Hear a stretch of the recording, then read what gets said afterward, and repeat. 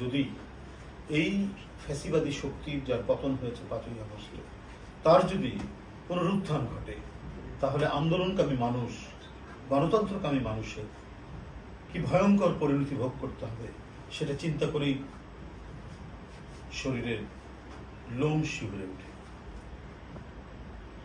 যে হেলিকপ্টার থেকে গুলির নির্দেশ দিচ্ছে, যত সরকারি ভবনে আগুন জ্বলছে, তারপরে মেট্রো রোডে যে আগুন দেওয়া হয়েছে, সব শেখ হাসিনার নির্দেশে তার মানে কথোপকথনের মধ্যে দিয়ে সেটা বেরিয়ে আসছে, সত্য বেরিয়ে আসছে। অথচ দ্রুত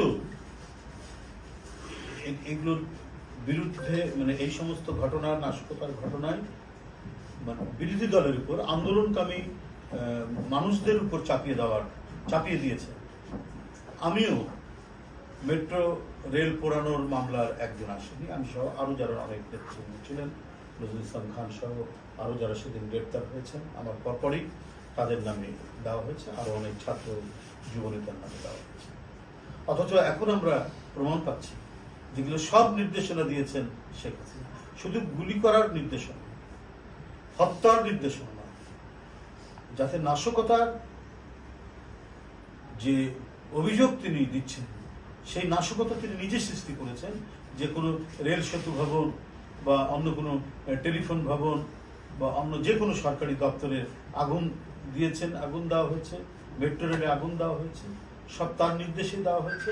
এই জন্যই দেওয়া হয়েছে যে এগুলো বিরোধী দল করছে, এগুলো আন্দোলনরত, কখনোই আর কোনো রক্তপিপাসু, গণতন্ত্র ধ্বংসকারী এবং নিজের দেশের সন্তানদেরকে যে হত্যা করে ক্ষমতাকে চিরতরে আঁকড়ে রাখার যার বাসনা ছিল, এই ধরনের বাংলাদেশি মডেলের যে ফ্যাসিবাদ কায়েম করেছিলেন শেখ হাসিনা, সেই ফ্যাসিবাদের পুনরুত্থান বা পুনর্জাগরণের কোনো সুযোগ বাংলাদেশে।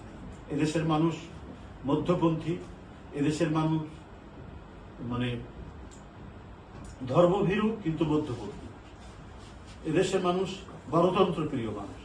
তারা কথা বলতে চায় নির্বিঘ্নে, 3 বেলার মধ্যে যদি 1 বেলা 2 বেলা খেতে চায়, কিন্তু তারপরেও তারা তাদের কণ্ঠের আওয়াজ তীব্র করতে চায়। তো সে দেশের মানুষকে মানে জোর করে কোনো ফ্যাসিবাদী শাসনের নতুন ধারায় যদি কেউ মনে করে যে নিয়ে আসতে চাইবে, তাহলে সেটা তারা করতে পারবে না। কারণ দেশের মানুষ তারা সাংস্কৃতিক দিক থেকে আবহমান কাল থেকেই ঐতিহ্যগতভাবেই তারা হলো মধ্যপন্থী। যাই হোক, আমি এর পাশাপাশি এটুকু বলতে চাই আপনাদের সামনে, বলছেন প্রধান উপদেষ্টা বলছেন যে একটা এবারের নির্বাচন হবে গণতন্ত্রের মানে গণতন্ত্রের যে অভিযাত্রা এবং গণতন্ত্র প্রতিষ্ঠার যে একটা দৃষ্টান্ত মডেল, সেটা তো এই আমরা তার এই আশা যাতে বাস্তবে পূরণ হয় সেটা আমরা নিশ্চয়ই সেটা সমর্থন করি। এখানে যেটা অ্যাকচুয়ালি যেটা বলেছেন, জাতীয় নির্বাচন হবে গণতন্ত্রের নতুন ভিত্তি, চমৎকার কথা বলেছেন। অবশ্যই জাতীয় নির্বাচন যাতে গণতন্ত্রের একটা ভিত্তি, নতুন ভিত্তি হতে পারে এবং যে ভিত্তিটা হবে অত্যন্ত শক্তিশালী। এই জন্য প্রধান উপদেষ্টাকে ধন্যবাদ জানিয়ে বলতে চাই যে এরপরেও আপনার যে উপদেষ্টা মণ্ডলী, সেখানে আরো তীক্ষ্ণ দৃষ্টি আপনার রাখা দরকার। এই জন্যই যে মানুষের কাছে, সাধারণ জনগণের কাছে কিছু জিনিস তো দৃষ্টিকটু হচ্ছে। আপনার যে একজন উপদেষ্টা বা কর্মকর্তারা কেন জানি মনে হচ্ছে তারা এই সরকারের যে নিরপেক্ষতা, এই নিরপেক্ষতাকে তারা চ্যালেঞ্জ করছে।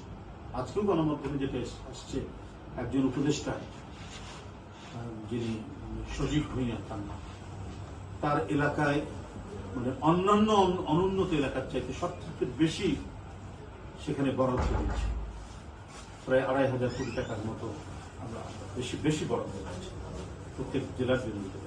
এটা তো একটা বৈষম্যমূলক বিষয়। তিনি উপদেষ্টা বলেই তার জেলাতে বা তার এলাকায় এই জিনিসটা তিনি করবেন, এটা কি তিনি এখন থেকেই মানে অন্তর্বর্তীকালীন সরকারে থাকার যে সুযোগ, সেই সুযোগটাকে ব্যবহার করে তিনি নিজের সুবিধা অর্জনের জন্য, নিজে যাতে ভবিষ্যতে এমপি হতে পারেন সেই জন্য এই বরাদ্দগুলো নিচ্ছেন? এবং মন্ত্রী পরিষদের সচিব, ক্যাবিনেট সেক্রেটারি, তিনি তো ব্যুরোক্র্যাট, তিনি তো সরকারের একজন আমলা, তিনি সুচারুরূপে সারা বাংলাদেশে যাতে মানে ইকুয়াল ডিস্ট্রিবিউশন হয় ন্যাশনাল ওয়েলথে, জাতীয় যে সম্পদ, সরকার যে সম্পদ ব্যবহার করতে পারে তার যাতে ইকুয়াল ডিস্ট্রিবিউশন। কিন্তু মন্ত্রী পরিষদ সচিব হওয়ার এই ক্ষমতাকে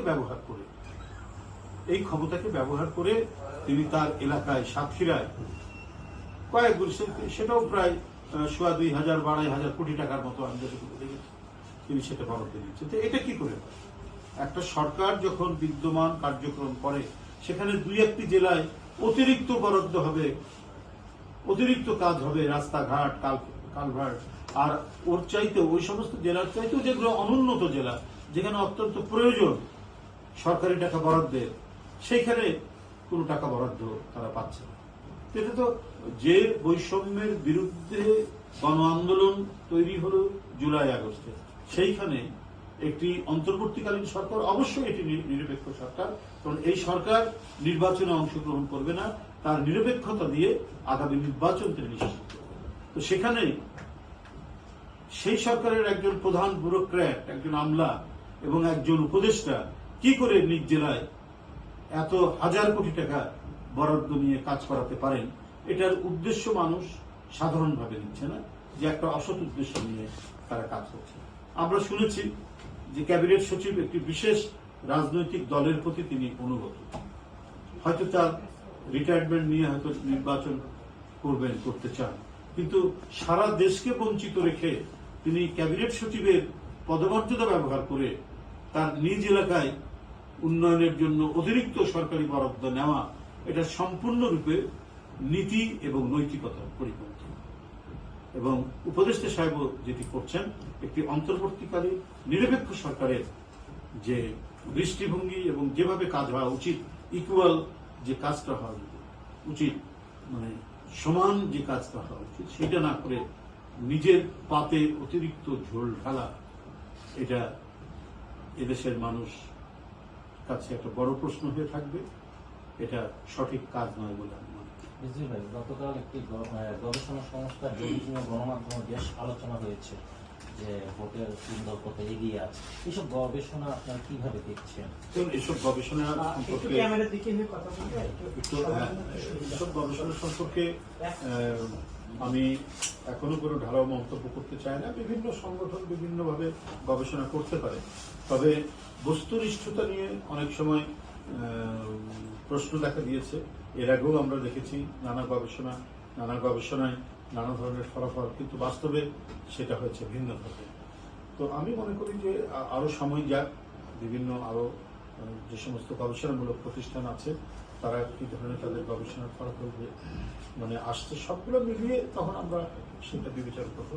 আর আমরা তো ধ্বংসপ্রাপ্ত গণতন্ত্রের উপর আবার গণতন্ত্রের পথে হাঁটছি, যে এই বিষয়গুলো আরেকটু ব্যাখ্যা হবে। কারণ আমরা বহু গবেষণা প্রতিষ্ঠানকে দেখেছি অত্যন্ত দলমন্য, এবং তাদের ভিতরে যারা কাজ করেন অনেকে, তারা কোনো না কোনো দলীয় এজেন্ডা নিয়ে কাজ করেন। আমরা আওয়ামী লীগের সময় দেখেছি যে কি কলিমুল্লাহ, কি নাম কি জানেন, কলিমুল্লাহ, তাদের ওই সমস্ত জালি পপ এগুলো নিয়ে এই ধরনের কাজ করে তারা বিভ্রান্তি তৈরি করেছে, এবং জনগণের মধ্যে এই সমস্ত সংগঠনগুলোর প্রতি আস্থা একেবারেই নাই, কারণ তারা দলীয় এজেন্ডা নিয়ে কাজ করছে। তারা একটা কি বলে যে সরকারি এজেন্ডা নিয়ে কাজ করতো, দেখাতো বেশি করে যে শেখ হাসিনার কোনো গণভিত্তিই ছিল না, বিচ্ছিন্ন, যিনি পুলিশ এবং র্যাবের উপর নির্ভর করে, আইন শৃঙ্খলা বাহিনীর উপর নির্ভর করে ক্ষমতায় টিকে থাকতে চেয়েছেন, যার কোনো গণভিত্তি ছিল না, তাকেই দেখিয়ে দিল সবচেয়ে বেশি। কারণ এইটা করতে পারলে তার সংগঠনের মধ্যে দিয়ে তিনি ভালো পদ পদবি পাবেন, এবং পেয়েছিল। বেগম রোকেয়া বিশ্ববিদ্যালয়ের ভাইস চ্যান্সেলর হয়েছেন নাজমুল হাসান কলিমুল্লাহ, তারা এই পদ পদবি পাওয়ার জন্য এই সমস্ত কাজগুলো করে। তো আমরা দেখি এখন হয়তো সেই পরিস্থিতি নাও থাকতে পারে, কেউ কেউ অত্যন্ত নিউট্রাল অর্গানাইজেশনও আছেন, এই কি বলে সত্যিকারের গবেষণা করে বস্তুনিষ্ঠ তথ্য বের করে নিয়ে এসে কাজ করে। এটা আরো নির্বাচন প্রক্রিয়ায় এগিয়ে যাক, তখন আমরা এই বিষয়ে কথা বলি। একটা বিষয় হচ্ছে যে আপনি একটু বলতেছিলেন যে যে দলটি আওয়ামী লীগের পুনর্গঠনে মদত দেওয়া বা এই দলের বিষয়টির কারণটা কি হতে পারবে, উদ্দেশ্যটা কি? সেটা আমি একেবারে ভেতরকার কারণ তো ওইভাবে বলতে পারবো না, কিন্তু বড় দাগে যদি আমি দেখি, সাদা চোখে যদি আমরা দেখি, তাহলে বুঝবো যে হয়তো ওই যে আমি যেটা আগে বলছি, যাদের পাতে ঝোল ঢালা, তাদের ভোটগুলো তারা সংগ্রহ করতে পারে কিনা, তাদের দিকে নিয়ে আসা যায় কিনা, এই জন্য গুলির জন্য নির্দেশ দিচ্ছেন। এবং আমরা কালকে যে ঘটনাগুলি আদালতে হাজির করা হয়েছে, মানে ডকুমেন্ট সহ, টেলিফোন কথোপকথনের রেকর্ড সহ, এটা শুনলে এখনো শিউরে ওঠে যে আমরা প্রত্যেকেই গণতন্ত্রের জন্য যারা লড়াই করছি, সংগ্রাম করছি বা যে সময় রাজনীতি করছি, প্রত্যেকেই মৃত্যুর মুখোমুখি আমরা ছিলাম, প্রত্যেকেই যে কোনো মুহূর্তে জীবন চলেছে। শেখ হাসিনার বর্বরতা আমরা সচক্ষে দেখেছি, নিজেরা উৎপীড়নের শিকার হয়েছি, দিনের পর দিন রিমান্ডে থেকেছি, মাসের পর মাস জেলখানায় থেকেছি, ভয়াবহতা আমরা দেখেছি। কিন্তু এর গভীরে যে আরো ভয়াবহতা ছিল, তারা একটি আন্দোলনকে দমানোর জন্য কি ভয়ঙ্কর পরিণতির দিকে নিয়ে যেতে পারত, সেটা এখন প্রতিদিনকার যে আলামতগুলো আদালতে নিয়ে জমা দেওয়া হচ্ছে বা সেখানে উপস্থাপন করা হচ্ছে, সেখানে একেবারে কথোপকথনের টেলিফোন সংলাপ বা টেলিফোন কথোপকথনের